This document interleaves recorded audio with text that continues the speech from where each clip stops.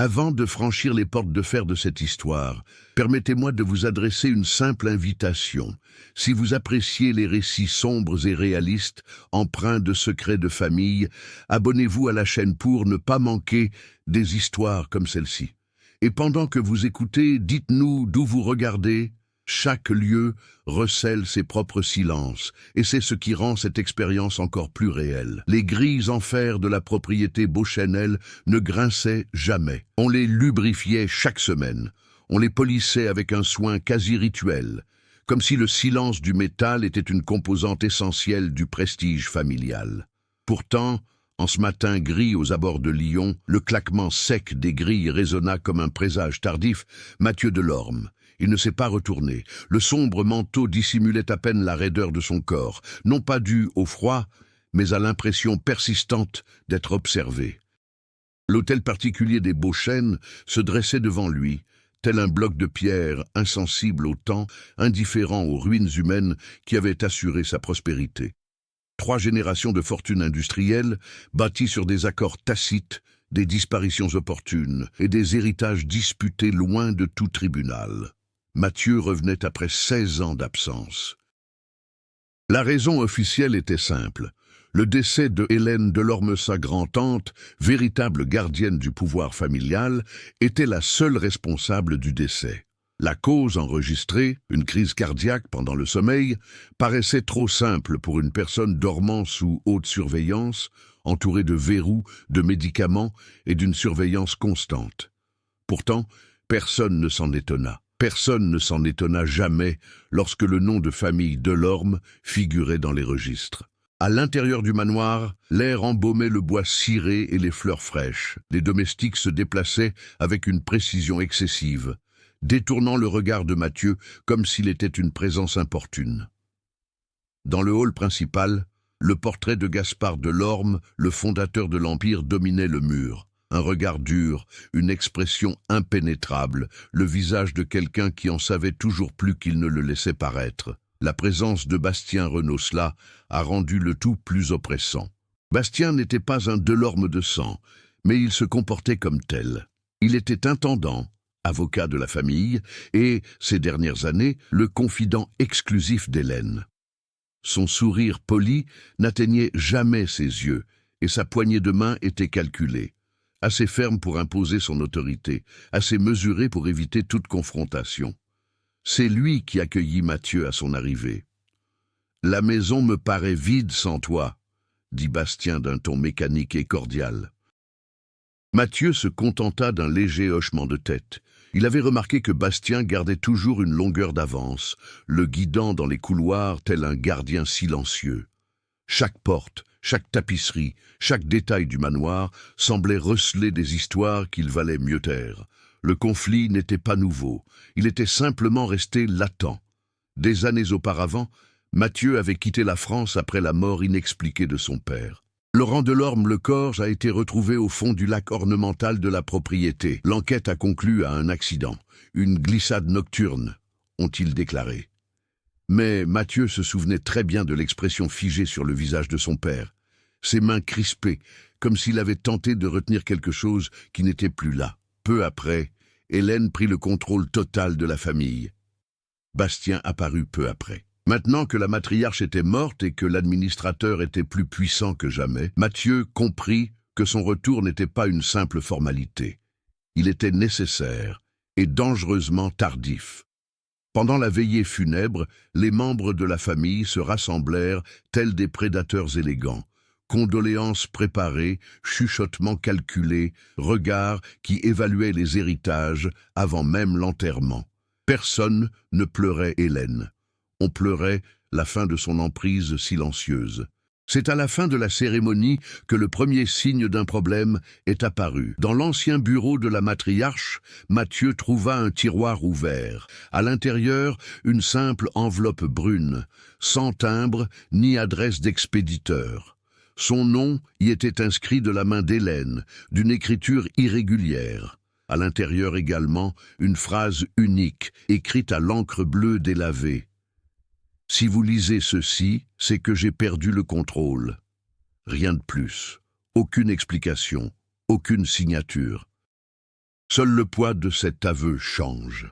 À l'extérieur du bureau, des pas se rapprochaient. Mathieu plia soigneusement le papier et le glissa dans la poche intérieure de son manteau quelques secondes avant que Bastien n'apparaisse sur le seuil. Le regard de l'administrateur parcourut la pièce, s'attardant trop longtemps sur le visage de Mathieu. « Il y a des espaces dans cette maison qui doivent rester intacts, » dit Bastien calmement, avec une précision calculée, « pour l'honneur du nom Delorme. » Mathieu soutint le regard, sans répondre. À cet instant, il comprit que le manoir n'était pas qu'un symbole de richesse. C'était un véritable coffre-fort, recelant d'anciens secrets, et Hélène, avant de mourir, avait tenté de ménager une brèche. Le mystère ne résidait pas dans sa mort, mais dans ce que la famille avait dissimulé pendant des décennies, et dans le prix à payer pour quiconque osait franchir les grilles de fer en croyant pouvoir en ressortir indemne. Le silence retomba dans le couloir, mais maintenant, il semblait en être conscient. Le manoir Beauchesne n'avait pas été conçu pour abriter. Chaque aile semblait pensée pour imposer la distance, non pour le confort. Les longs couloirs, tapissés de panneaux sombres, étouffaient les pas comme si la maison refusait d'enregistrer la présence de ceux qui passaient. Mathieu comprit vite que l'espace n'était pas neutre. Il façonnait les comportements, créait des silences et encourageait une vigilance constante.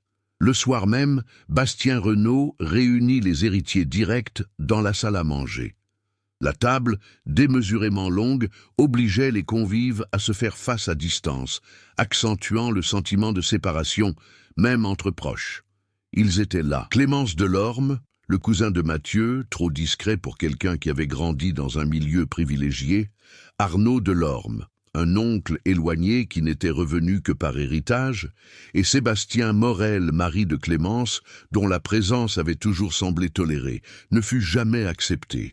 Bastien a mené la réunion sans avoir besoin d'élever la voix. Il a distillé les informations avec une précision chirurgicale.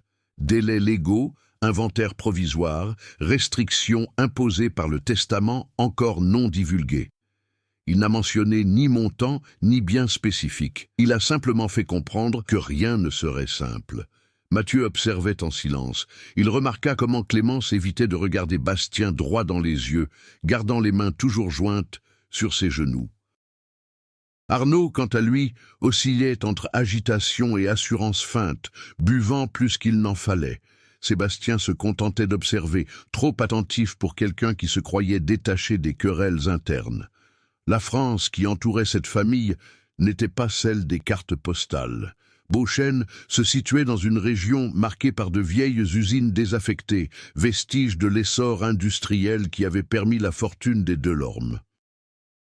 Nombre d'habitants dépendaient encore, directement ou indirectement, des investissements de la famille. Petites concessions, dons stratégiques, délocalisations. L'influence des Delorme n'était pas ostentatoire, elle était profondément ancrée. Le lendemain, Mathieu décida d'explorer les limites de la propriété. Le lac artificiel où son père était mort restait intact, entouré de grands arbres et d'une clôture trop basse pour en interdire l'accès. Il n'y avait ni fleurs, ni plaques, ni aucune tentative de mémorial, juste une eau sombre et immobile. Un jardinier âgé, René Mathieu, qui travaillait à proximité, s'arrêta un instant dans son travail, comme s'il pesait le risque de dire quelque chose. « Cet endroit change les gens », murmura-t-il avant de s'éloigner. Rien de plus, aucune explication. Mais cela a suffi à renforcer l'impression que les employés en savaient plus qu'ils ne le laissaient paraître, et que le silence était une condition implicite pour rester. Peu à peu, Mathieu commença à remarquer des nuances dans leur comportement. Clémence évitait certaines parties de la maison, notamment l'aile est, où se trouvaient les anciennes archives familiales. Arnaud semblait nerveux chaque fois que le nom d'Hélène était mentionné, comme s'il craignait que quelque chose ne soit encore révélé. Bastien, en revanche, circulait librement dans tous les espaces, y compris ceux qui étaient censés rester scellés après la mort de la matriarche. Le passé a ressurgi sans prévenir. Des documents anciens étaient évoqués lors de conversations interrompues. Des photographies avaient disparu des murs. Le coffre-fort du bureau principal avait été remplacé par un modèle plus moderne, dont seul Bastien connaissait la combinaison. Tout indiquait qu'Hélène n'avait pas seulement été la gardienne de l'héritage, mais aussi une administratrice de secrets, et que Bastien avait hérité de ce rôle avec une efficacité effrayante. Ce soir-là, Mathieu trouva Clémence à la bibliothèque, feuilletant un livre sans le lire. Le silence entre eux était pesant, chargé de souvenirs non résolus. Lorsqu'il évoqua l'enveloppe laissée par Hélène, elle pâlit visiblement. « Elle avait peur, dit doucement Clémence, pas de toi, de quelque chose qu'elle ne pouvait plus contrôler. » Avant que je puisse ajouter un mot, des pas résonnèrent dans le couloir. Bastien apparut sur le seuil, comme appelé par le silence lui-même. Clémence referma le livre avec une rapidité excessive, et l'instant s'évanouit. Mathieu comprit alors que Beauchesne fonctionnait comme un organisme vivant. Elle récompensait l'obéissance, punissait la curiosité et préservait ses secrets à travers les personnes qu'elle avait façonnées au fil du temps. Chaque personnage y portait non seulement son histoire personnelle, mais aussi une dette silencieuse envers sa famille. Plus il observait, plus il devenait évident que personne dans cette maison n'était un simple spectateur. Chacun avait participé d'une manière ou d'une autre à la construction de cet héritage, lui y compris, même de loin. L'attention au domaine Beauchesne n'était plus silencieuse. Elle commençait à se manifester par de petites ruptures. Des portes verrouillées, là où elles étaient auparavant ouvertes, des documents retirés de la circulation sans préavis, des employés réaffectés sans explication. Bastien Renaud avait pris le contrôle absolu du rythme de la maison, et chaque décision semblait calculée pour limiter les déplacements de Mathieu. Le troisième matin après la veillée, Mathieu réalisa que quelqu'un était entré dans sa chambre. Rien n'avait été volé, rien n'était déplacé. Pourtant, une légère odeur de cuir, la même que dans le bureau de Bastien, persistait. Le message était clair, l'intimité était une concession, non un droit. Mathieu a réagi par l'action, non par la confrontation directe.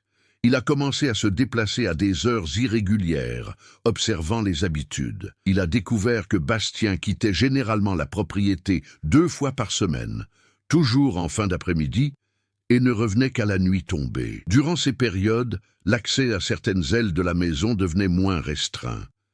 C'est lors d'une de ces absences que Mathieu pénétra dans l'aile est. Le couloir était plus étroit et moins éclairé.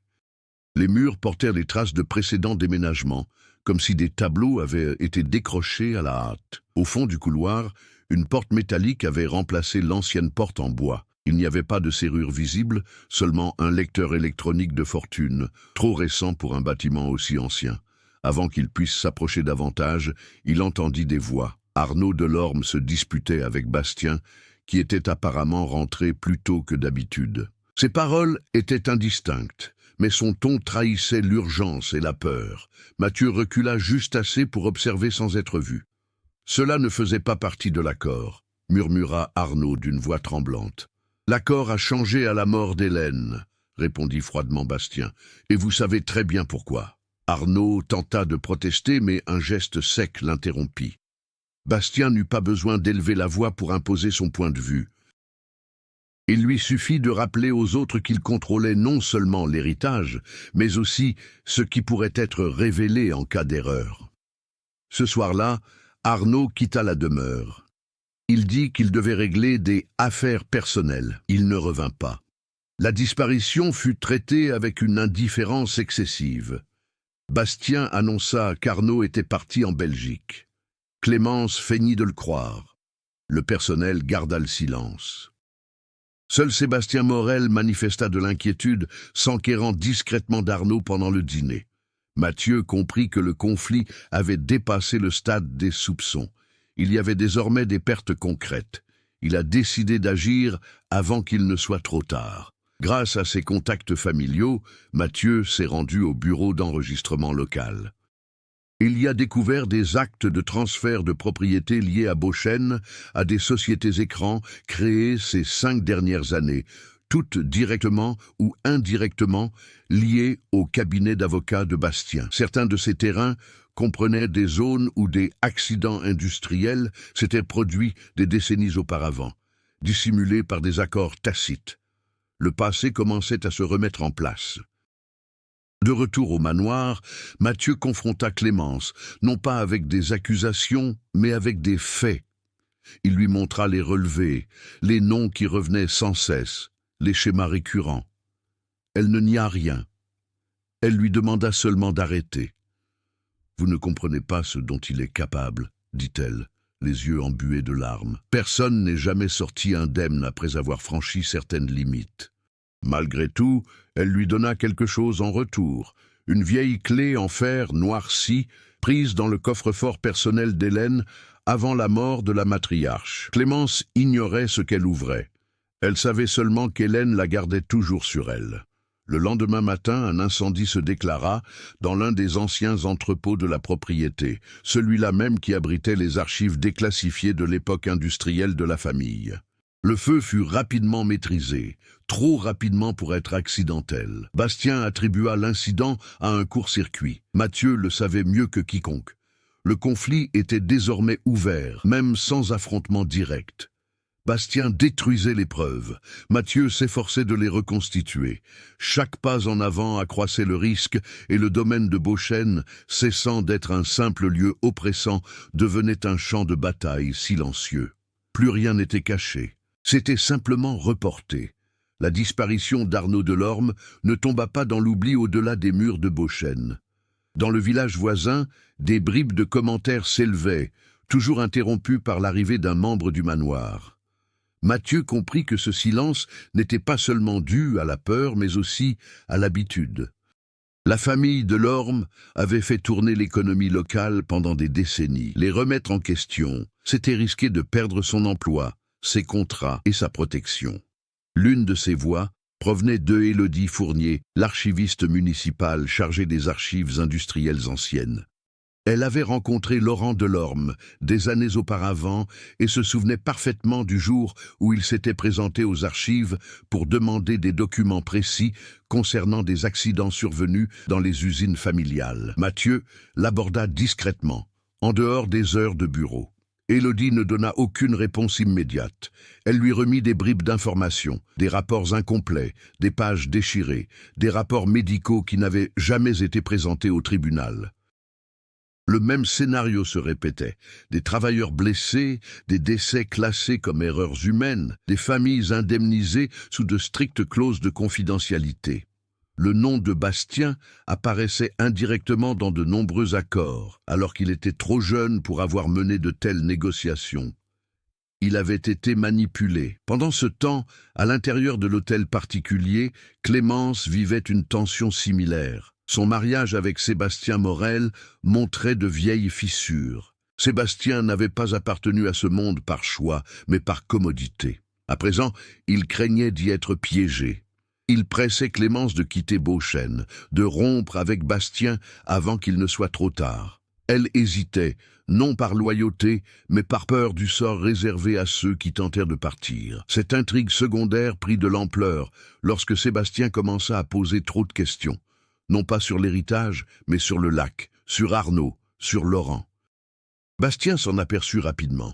Il se mit à le traiter avec une cordialité excessive, l'invitant à des réunions qui lui étaient auparavant interdites. Un geste qui n'offrait pas d'inclusion, mais de surveillance. Une autre couche a émergé avec René le jardinier. Mathieu découvrit que René travaillait pour la famille depuis avant le décès de son père. C'était lui qui entretenait les abords du lac, ajustait les clôtures et savait précisément quand l'eau était vidée pour l'entretien. Au cours d'une conversation tendue, René laissa échapper que la nuit de la mort de Laurent, l'éclairage extérieur avait été éteint manuellement, chose qui n'arrivait jamais sans l'autorisation expresse de la direction. René n'a accusé personne. Il a simplement confirmé que l'ordre ne venait pas d'Hélène. Les intrigues secondaires convergeaient peu à peu vers un seul point. Bastien n'était pas un simple administrateur opportuniste. Il était le produit final d'un système mis en place par la famille Delorme pour absorber les risques, effacer les traces et préserver leur image à tout prix. Hélène l'avait maintenu sous contrôle en sachant trop. Sa mort a rompu cet équilibre. La pression du temps s'est intensifiée lorsque Mathieu a reçu la notification officielle. Bastien avait demandé la lecture légale du testament dans les 5 jours. Avant cela, aucune action en justice ne pouvait être entreprise. Après quoi, la gestion de la succession serait redéfinie, peut-être de manière irréversible. Mathieu avait compris que découvrir la vérité ne suffisait pas. Il devait agir avant qu'elle ne devienne inutile. Les intrigues secondaires cessèrent d'être parallèles. Elles s'entremêlèrent, formant une toile si serrée qu'elle ne laissait aucune place à l'erreur. Chaque personnage détenait une pièce du puzzle, mais le moindre faux pas pouvait entraîner la rupture définitive de la toile. Beauchesne ne tolérait aucune tentative d'évasion. La clé que Clémence avait donnée à Mathieu semblait hors du temps. En fer brut, lourde, sans aucune inscription visible. Pendant des jours, il chercha à l'associer à des portes du manoir, de vieux coffres forts, des armoires oubliées. Aucune serrure ne correspondait. Bastien l'observait de loin, comme s'il savait que Mathieu possédait quelque chose, sans pouvoir dire quoi. Le tournant s'est opéré discrètement, presque imperceptiblement. À la veille de la lecture du testament, une coupure de courant a touché une partie du domaine Beauchesne. Elle n'était pas totale. Seuls l'aile, Hête et les bâtiments attenants ont été privés d'électricité. Bastien a qualifié le problème de technique, mais a ordonné au personnel de rester à l'écart du secteur jusqu'au lendemain matin. Mathieu a désobéi. À l'aide de vieilles lampes torches trouvées dans la réserve, il retourna dans l'aile est.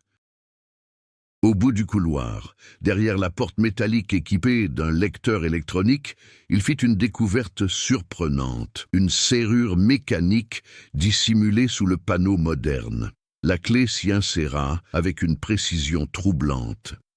La porte donnait sur un escalier étroit qui descendait sous le manoir. Cet espace souterrain ne figurait pas dans les registres officiels.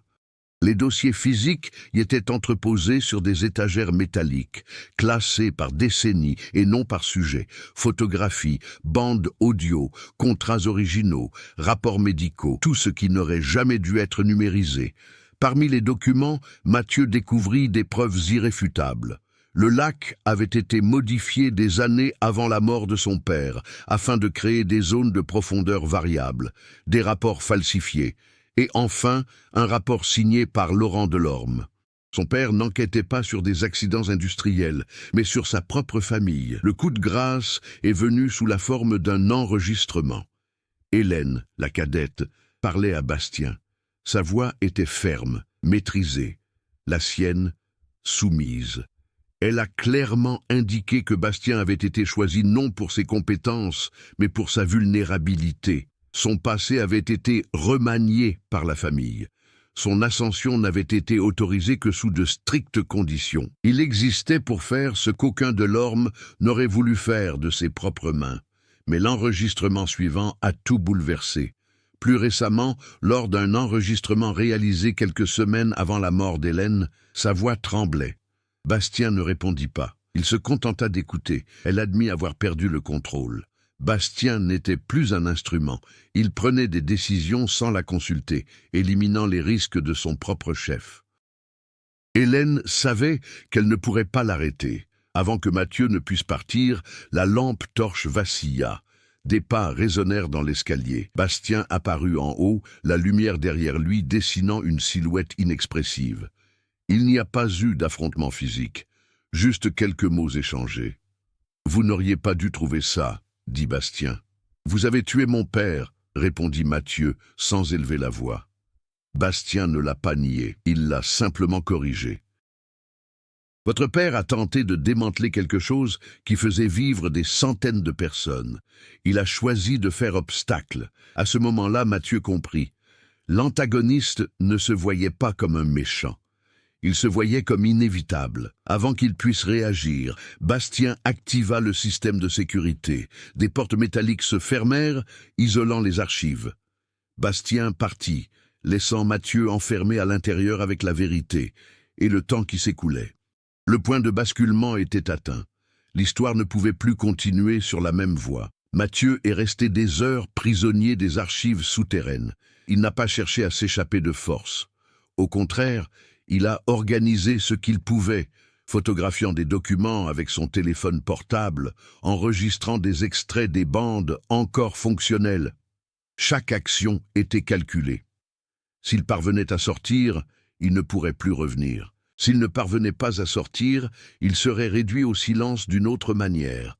Quand la porte s'ouvrit enfin, il faisait déjà jour. Ce n'était pas Bastien qui apparut, mais Clémence.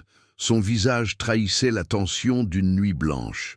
« Il pense que vous avez fugué », dit-il doucement. « Il a dit aux employés que vous aviez quitté les lieux pendant la panne de courant. » Mathieu avait compris la manœuvre. Bastien préparait le terrain pour que tout ce qui lui arriverait soit imputé à sa propre imprudence. L'exclusion avait officiellement commencé. Clémence réagit de façon ambiguë. La culpabilité était palpable, mais la peur l'était tout autant. Elle savait qu'aider Mathieu signifiait rompre définitivement avec le système qui l'avait protégé toute sa vie. Malgré tout, elle lui tendit un téléphone portable jetable et l'informa que Sébastien avait été invité à s'absenter quelques jours, sous prétexte de régler des affaires juridiques à l'étranger. La réaction de Sébastien fut la plus claire de toutes.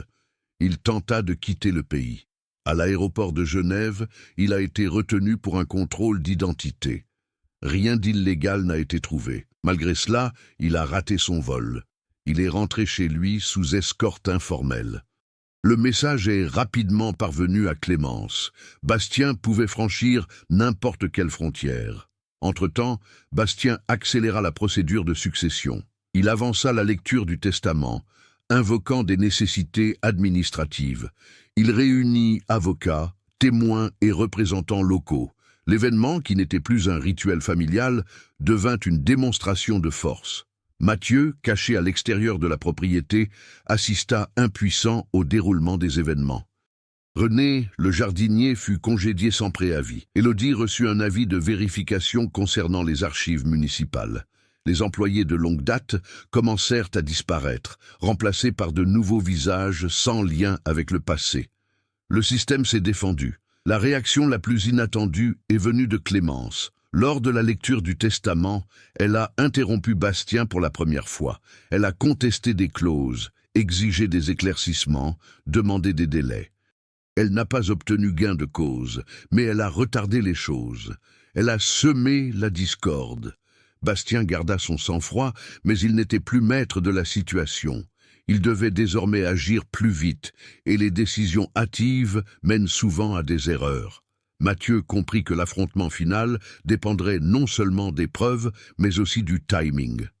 Les conséquences de ce tournant avaient mis tout le monde en branle.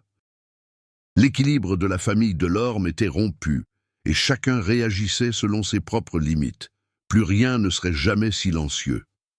Mathieu cessa de réagir. Il commença à anticiper. Pendant des années, il avait fui l'héritage des Delorme, persuadé que la distance le préserverait. Il comprenait désormais que son silence n'était qu'une autre forme de collaboration. Pour affronter Bastien, il ne suffisait pas de révéler les crimes du passé. Il lui fallait démanteler le mécanisme qui permettait au système de les absorber.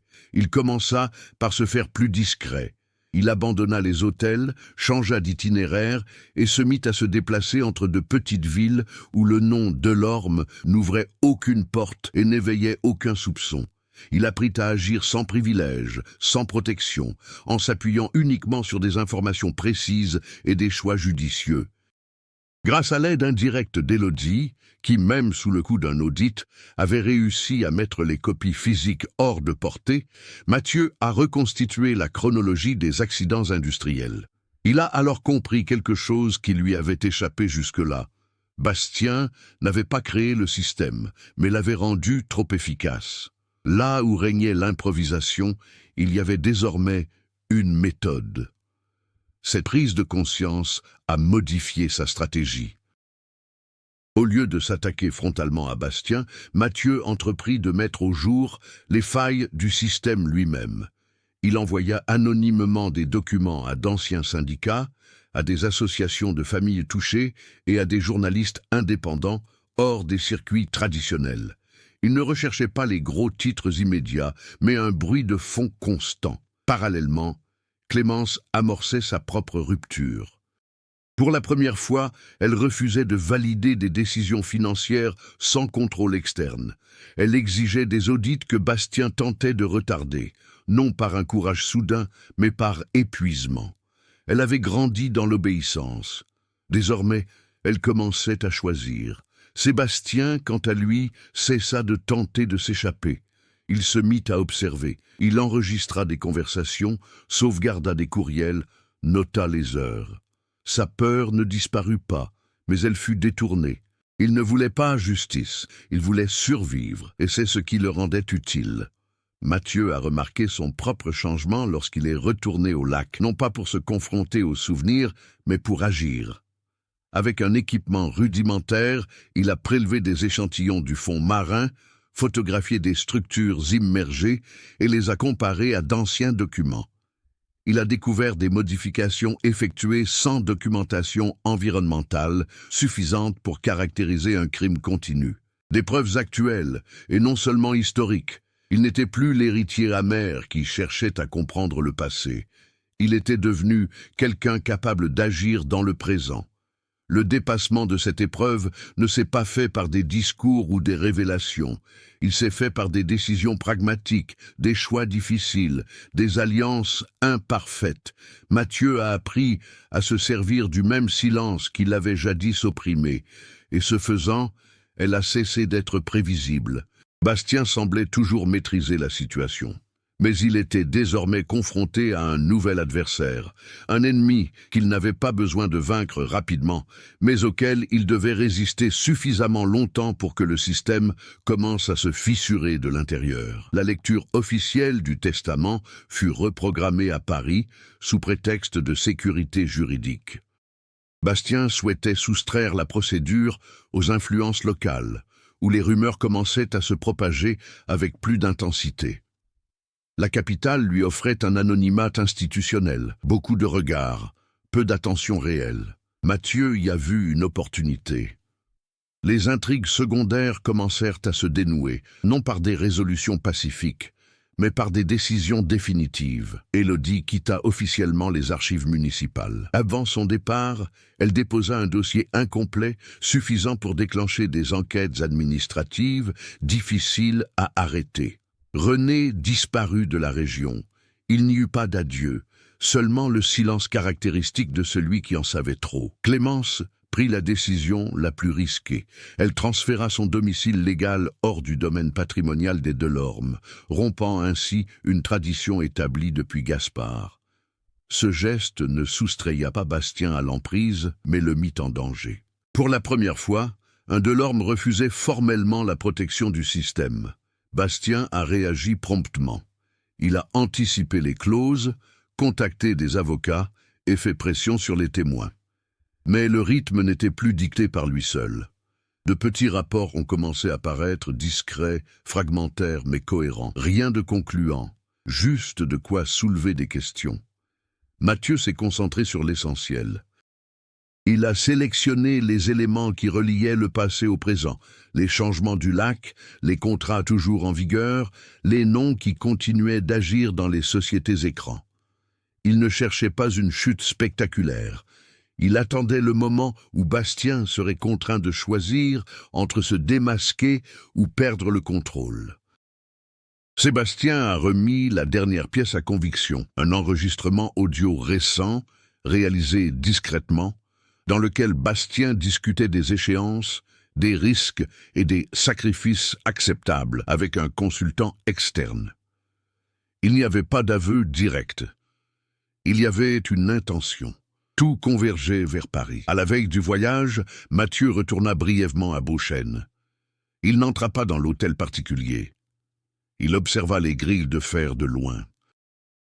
Il comprit qu'il ne les voyait plus comme une barrière, mais comme le symbole d'un système sur le point de se refermer sur lui-même. La tension ne provenait plus de la peur d'être découvert, mais de la certitude que le prochain geste serait irréversible. Il n'y aurait pas de retour en arrière. Bastien le savait aussi. Ses gestes devinrent plus visibles, moins élégants. Son contrôle commençait à vaciller. Les préparatifs étaient terminés. Le point culminant ne serait pas une confrontation physique, mais un affrontement de structures, le public contre le silence, la permanence contre l'effondrement. Et tous deux se dirigeaient vers le même point. L'immeuble où devait avoir lieu la lecture du testament se trouvait près de la Seine, un discret bâtiment de verre et de pierre abritant des cabinets d'avocats habitués à gérer des fortunes invisibles. Bastien était arrivé en avance. Il salua les avocats, régla les derniers détails et maîtrisa les lieux avec la même précision qu'à l'accoutumée. Il semblait toujours avoir la situation en main. Mathieu entra par une porte latérale sans se présenter. Il ne cherchait pas à se faire remarquer. Le plan n'en dépendait pas. La salle commença à se remplir. Les avocats, 2 témoins, Clémence, pâle mais digne. Sébastien était assis au fond. Aucun journaliste n'avait été invité. Bastien comptait sur la confidentialité des lieux. C'est là qu'il entendait consolider définitivement son pouvoir. La lecture a commencé. Des clauses techniques, des termes complexes, des structures soigneusement élaborées pour un contrôle optimal. Bastien parlait avec aisance, comme si le document était le prolongement de sa propre voix. Tout se déroulait comme prévu, jusqu'à ce que tout s'arrête. Le premier signe apparut lorsqu'un des avocats interrompit la lecture. Un téléphone vibrait avec insistance, puis un autre. En quelques minutes, l'atmosphère changea. Des messages commencèrent à circuler. Des questions fusèrent. Un nom revenait sans cesse à voix basse. Delorme. À l'extérieur, 2 véhicules officiels étaient discrètement garés. Mathieu ne bougea pas. Il n'en avait pas besoin. Les enquêtes administratives lancées par Élodie avaient progressé trop rapidement pour être maîtrisées.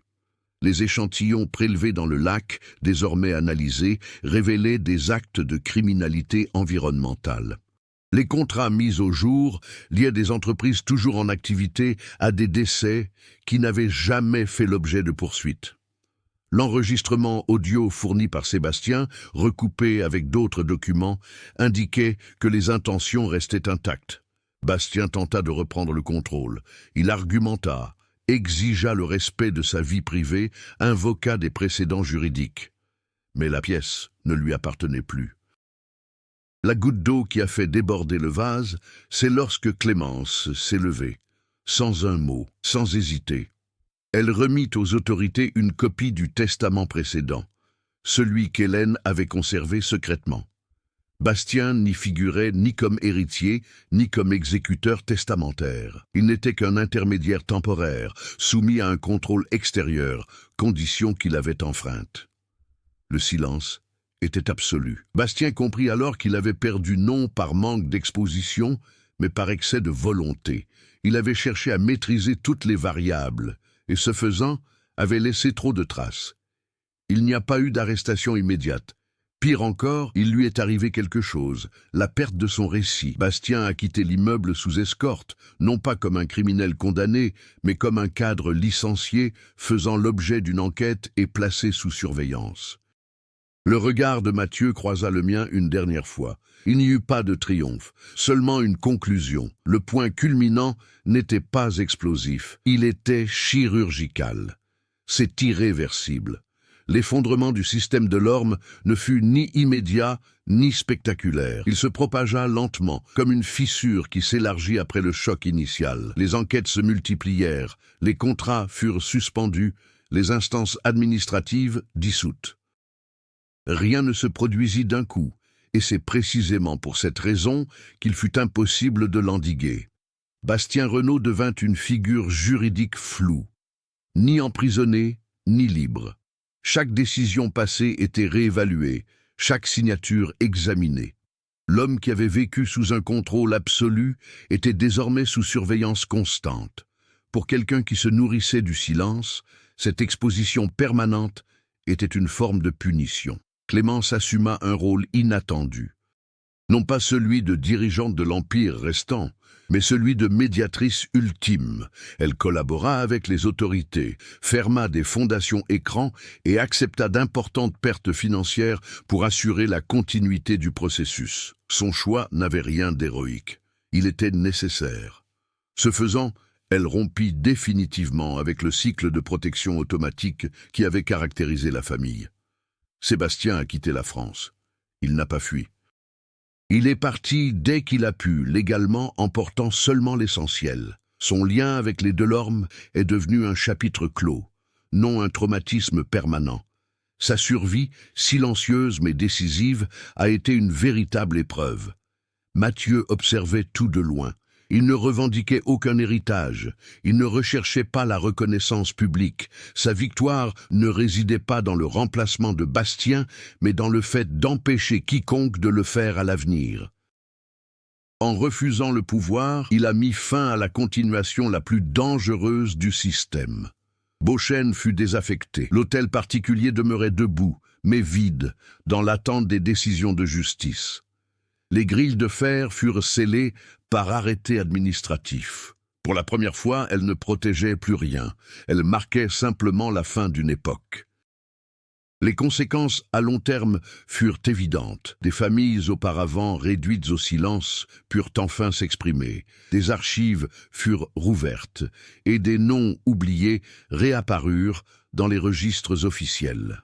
L'héritage Delorme cessa d'être synonyme de stabilité et devint un exemple à suivre. Non pas la rédemption, mais la conclusion. Des mois plus tard, le lac Beauchesne fut vidé pour une inspection finale. Sous ces eaux sombres, des structures oubliées émergèrent, témoins d'interventions passées inaperçues. Rien ne surprit les enquêteurs. Tout était prévu. Mathieu était absent. Dans une autre ville, loin de la France industrielle qui avait façonné sa famille, il lut les nouvelles en silence et passa à autre chose. Le passé ne le hantait plus. Il demeurait là où il devait toujours être, exposé, immobile, incapable de blesser à nouveau. Les grilles en fer restèrent fermées, cette fois pour toujours. Des histoires comme celle de Beauchesne ne relèvent pas uniquement de la fiction. Elles résonnent chaque fois que le pouvoir se dissimule derrière le silence, l'héritage et les apparences de la normalité.